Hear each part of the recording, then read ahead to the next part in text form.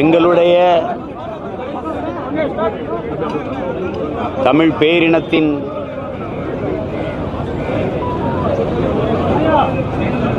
வீரமிகுந்த வரலாற்றில்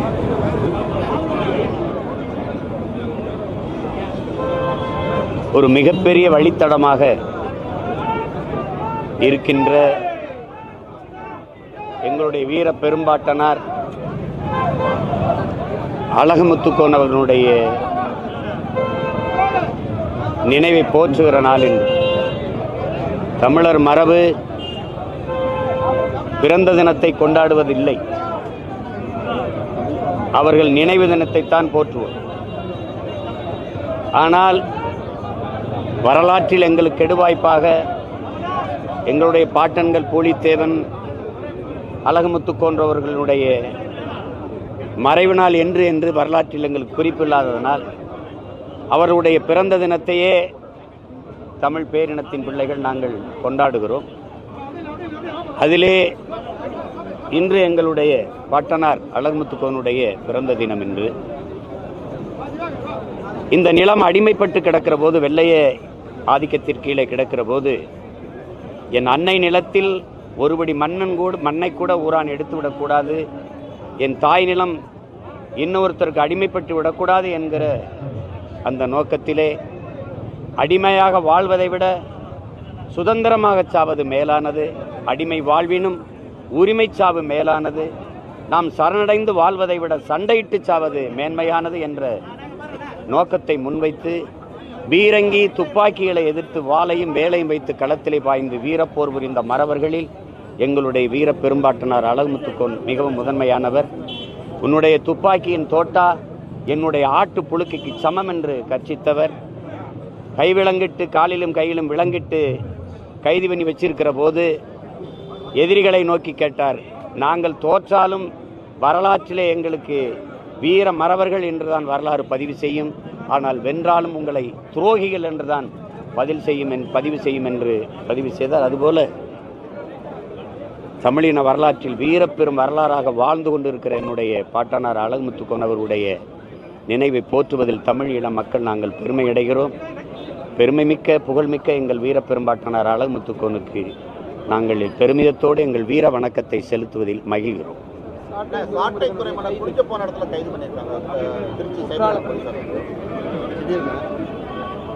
குற்றாலது போல அவர் அவங்க ஊரில் அடுத்த வாரம் கொடை வருது, அதுக்கு போய் கொஞ்சம் ஊரில் அம்மா அப்பா பார்த்து வரலான்னு போனார். அது என்கிட்ட கேட்கக்கூடாது, நீங்கள் தான் ஊடகவியலாளர் தான் பேசணும்.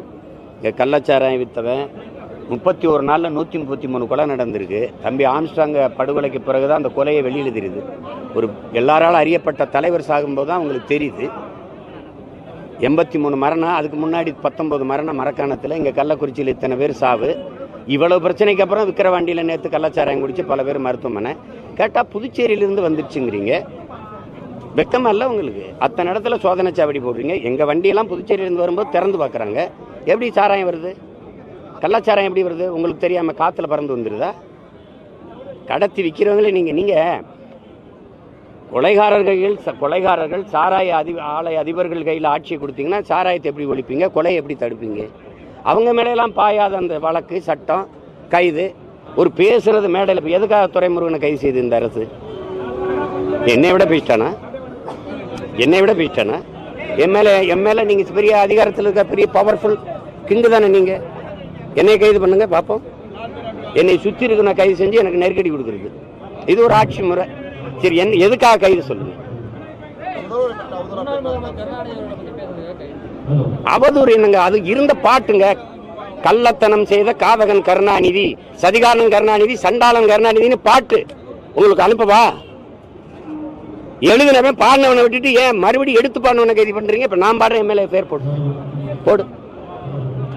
கள்ளத்தனம் செய்த காதகன் கருணாநிதி, சதிகாரன் கருணாநிதி, சண்டாளன் கருணாநிதி போடு பாப்போம்.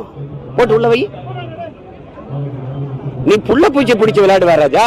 தேலு பாம்பு நட்டுவாக்கிலே பிடிப்பியா? புலி சிங்கத்தோட மோதுவியா? முன்னாள் முதல்வர் நீ உங்க அப்பா நீ அதிகாரத்துக்கு வந்து புனித பட்டம் கட்ட பாக்குற துரோகி, தமிழ் பேரினத்திற்கு பச்சை துரோகி. யார் தர்க்கம் செய்வா? அதிகாரம் வந்தவொடனே உங்க அப்பாவுக்கு புனிதர் பட்டம் கட்டிடுவீங்களா? செஞ்ச துரோகமெல்லாம் மறந்து போயிருமா? இந்த நாட்டில் தமிழர் இன வரலாற்றில் அரசியல் வரலாற்றில் தீய ஆட்சியின் தொடக்கம், தீய அரசியலின் தொடக்கமே ஐயா கருணாநிதி வந்து உட்கார்ந்த பிறகுதான். யாராவது மறுக்க முடியுமா? பேரறிஞர் அண்ணா வரைக்கும் இந்த அரசியல் வரலாறு எடுத்து பாருங்க. எவ்வளவு நாகரிகம், எவ்வளவு கண்ணியம். இவர் வந்த பிறகு நடந்ததை பாருங்க. அதுக்கு பிறகுதான் ஊழல், லஞ்சம், கொலை, கொள்ளை, அவதூறு பேச்சுகள், அநாகரிக அரசியல், சாராயம், இதெல்லாம் எப்ப வந்தது? முன்னாள் முதல்வரை பேசவே கூடாதா? பேசவே கூடாதா? உங்க கட்சிக்காரங்க, உங்க வாடகை வாய்கள், நீங்கள் எல்லாம் முதலமைச்சரா இருந்த ஐயா எடப்பாடி பழனிசாமி நீங்க பேசுனதுல என்ன, ஐயா ஸ்டாலின் பேசுனதுல இருக்கு, எடுத்து அனுப்பட்டா? நீங்க பேசலாம், அது கருத்துரிமை. நாங்க பேசினா அது அவமதிக்கிறது. என்ன அப்படி உங்க அப்பா வந்து அப்படி இறை தூதர், இறை மகன் இயேசு இல்ல சொல்லுங்க, பகவான் கிருஷ்ண பரமாத்மா என்னன்னு சொல்லுங்க.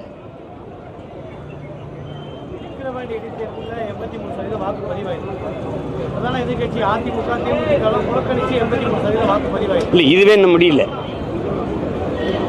ஒரு அதிகாரி நீங்க எஸ்பியா வச்சிருக்கீங்க, இந்த வருண், அவர் எங்க ஊருக்காரு, உரப்புள்ளிக்காரரு. தொடர்ச்சியா அவர் விளையாட்டு ரொம்ப அதிகமா விளையாட்டு, தேவர், நாடாரு, கோனாரு, தேவேந்திரரு, யாரையுமே அவருக்கு பிடிக்க மாட்டேது. பிறப்பு வெறுப்பு அவருக்கு எங்க மேல எல்லாம். ஏற்கனவே குண்டாசு இங்கே உண்டு, வேற இடத்துல வழக்கு இங்க வர சொல்லி சென்னைக்கு கொண்டு வந்து சேர்க்க சொல்லி உள்ளதுக்கு குண்டாசுல போட்டது இதே வருண் ஐபிஎஸ் தான். இப்பவும் அவரை கைது பண்ணி இங்க திருச்சி கொண்டு வரது வருண் ஐபிஎஸ் தான். இதெல்லாம் மறந்துடுமா நீங்க? அப்படியே அவர் எதுல ஆடுறாரு? சர்வேசன் நீங்கள் ஐபிஎஸ் படிக்கும்போது ஒரே பேச்சு மட்டு. ரத்தீஸ் அவருடைய தம்பி, அவங்க ரெண்டு பேரும் அதிகாரம் அதுல இருக்கனால எதா இருந்தாலும் ரத்தீஸ் தான் நிர்வாகம். அவர் தான் அதிகாரியை பணியமர்த்துவாரு, பணியிடம் மாற்றுவாரு, எல்லாம் ரத்தீஸ் தான். அதனால மேலிட அழுத்தம் மேலிடம் எத்தனை நாள் நீங்க மேலிடத்தில் இருப்பீங்க? எத்தனை நாள் நீங்க மேலிடத்தில் இருப்பீங்க?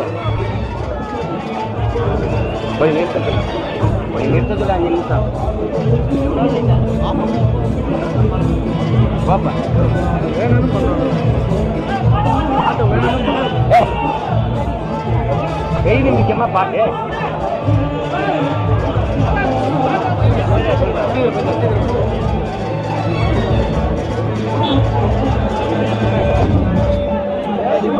இல்ல நீங்களே பாருங்க.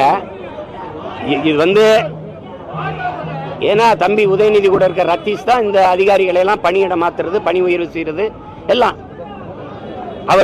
அவர் கூட இருக்காருங்கிறதுல நீங்க அடிக்கடி கை வச்சு விளையாடுறாரு அந்த வருண் ஐபிஎஸ். உண்மையிலே நீங்க என்ன வேணா ஆதாரங்களை தர்றேன். விரட்டி தேவரு, தேவேந்திரரு, நாடாரு, கோனாரு, அவரு வன்மம்.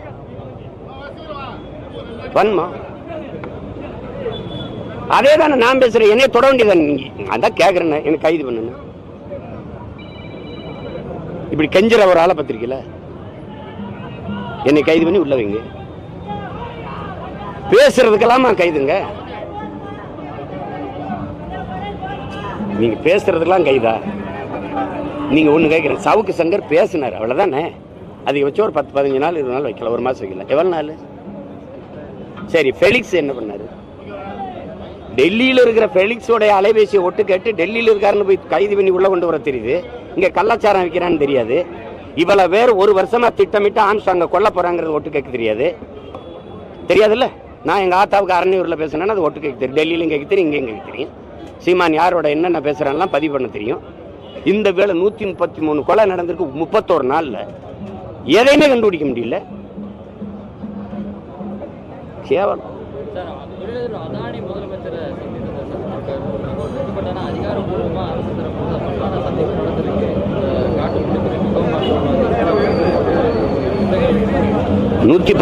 அதாவது நீங்க இனி புதிதாக ஒன்றை தொடங்க முடியாது. இருக்கிறதே விரிவாக்கம் செய்து கொள்ளலாம்னு ஒப்பந்தம் போட்டு அதானிக்கு கொடுத்தது ஐயா கருணாநிதி அவர்கள் தான். ஏற்கனவே நீங்க ஒன்னெல்லாம் கவனிச்சுக்கணும். ஏற்கனவே நமக்கு இருக்கிற தாத்தா காமராஜர், நம்ம பாட்டனார் வஉசி பேர்ல இருக்கிற துறைமுகங்கள்ல வேலை நடக்கல. புள்ளி விவரத்தோட நான் சொல்றேன். 50 விழுக்காடு 60 விழுக்காடு 40 விழுக்காடு தான் வேலை நடக்குது. எந்த சரக்கும் போகாம எந்த சரக்கும் இறங்காம தேங்கி நிக்கல. அப்படி இருக்கும்போது அதுக்கே வேலை இல்லாத போது 6111 ஏக்கர்ல காட்டுப்பள்ளியில கடல்ல தரையில ஆறுல இதுல 6111 ஏக்கரை எடுத்து கொடுக்க வேண்டிய அவசியம் என்ன? இந்த துறைமுகத்தை அதானி கட்ட வேண்டிய தேவை என்ன? துறைமுகம் அதானிக்கு, ஏர்போர்ட் அதானிக்கு. அப்புறம் நாடு என்ன செய்யும்? விளிங்கத்துல துறைமுகம் அதானி கட்டுவாரு. ஏற்கனவே இருக்கிற துறைமுகங்கள்ல என்ன பிரச்சனை? இந்த துறைமுகத்துல இவருக்கு தனியார் முதலாளிக்கு வேலை வரணும் தான் நீங்க சாகர் மாலா திட்டத்தை கொண்டு வரீங்க. வானூர்தி போக்குவரத்து, தொடர் வண்டி போக்குவரத்து, தரைவழி போக்குவரத்து எல்லாத்தையும் கொண்டு போய் கப்பல் போக்குவரத்தோட இணைக்கணும். அந்த கப்பல் போக்குவரத்து இப்ப யார்கிட்ட போகுது? அதானிக்கிட்ட. இப்ப யாருக்கான நாடுது? யாருக்காக இந்த தேர்தல் நடந்து முடிஞ்சிருக்கு? யாருக்கு? தலைவரை தேர்வு செஞ்சிருக்கலாம், தரகரை தேர்வு செஞ்சிருக்கலாம். முதலாளிகளின் வளர்ச்சியை, நாட்டின் மக்களின் வளர்ச்சி, தேசத்தின் வளர்ச்சியை கட்டமைக்கிற மாதிரி ஒரு கேடுகட்ட பொருளாதார கொள்கை எந்த நாட்டில் இருக்கு? எந்த நாட்டில் இருக்கு? இத்தனை கோடி மக்கள் வாழ்கிற நாடு 5 முதலாளிகளின் வீடா மாறினது எப்படி? எப்படி இது? நான் இருக்கிற வரை நீ அதானியில் நீ அதானி வந்து இங்க காட்டுப்பள்ளியில துறைமுகம் கட்டிட்டும் பார்ப்போம். கொற்றலை ஆறு, கொசத்தலை ஆறு, சென்னையில் விழுகிற நீர் ஓடி போய் அந்த முகத்துவார் களிமுகத்துல போய் கடலுக்குள்ள கலக்கிற இடத்துல மதில் சுவரை கட்டி அதானி எழுப்பியிருக்காரா இல்லையா? உள்ள போய் கலக்கிற இடத்துல சுவரை கட்டி எழுப்பிட்டா அந்த தண்ணி திருப்பி உள்ளதானே வரும். அப்புறம் வெள்ளத்துல மிதக்கிறோம்னா அந்த சுவரை இடிச்சு தகத்து களிமுகத்தை போய் கடல்ல சேர்க்க விடல. என்னது பறக்க ஒரு பிளைட் கிடையாது இருக்கிற மேனம்பாக்கம் ஏர்போர்ட்ல, இண்டிகோ ஒன்ன தவிர. 5000 ஏக்கர்ல ஏர்போர்ட் கட்டணும். எவனா பைத்தியக்காரன் பேசுவானா? இருக்கிறதுல பறக்க விமானம் விடியா?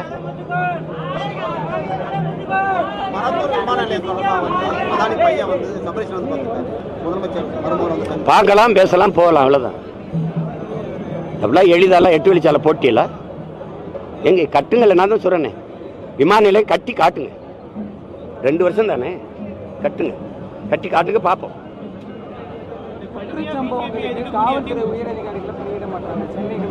அது மாதிரி பைத்தியக்காரத்தனை ஏதாவது உண்டா?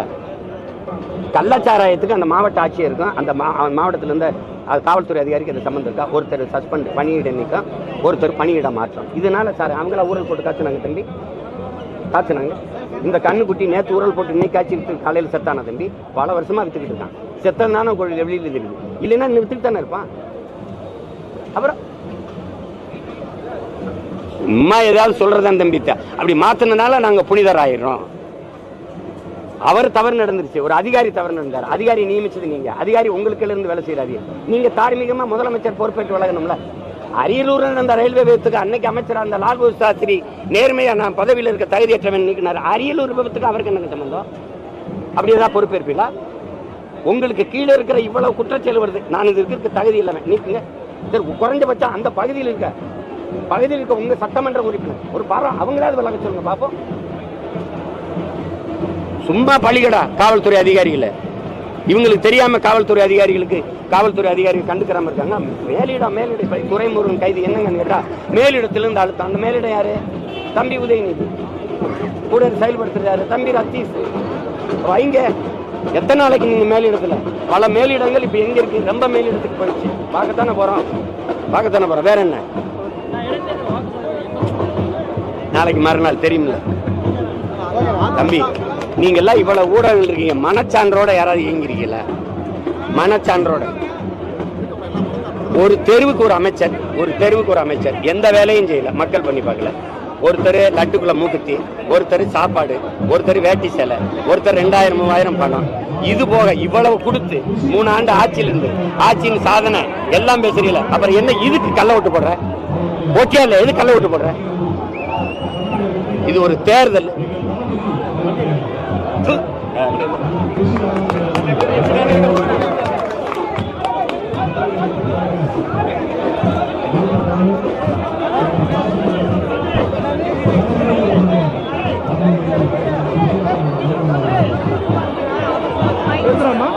எதிரோ